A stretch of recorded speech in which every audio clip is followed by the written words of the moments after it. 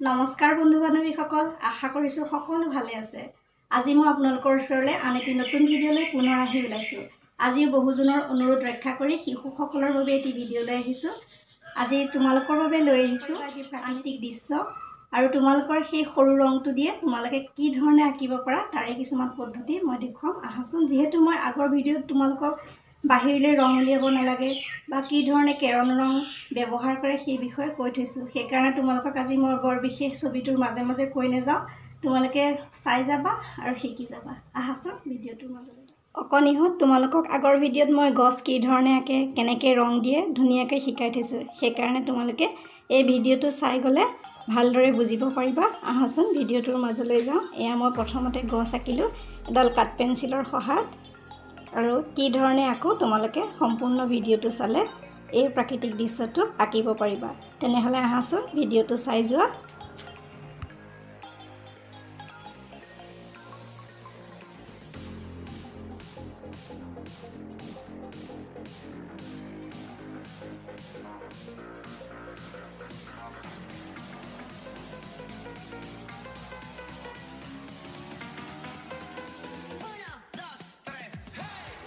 এইদৰে তোমালোকে এই ৰংটোকে ল'বা।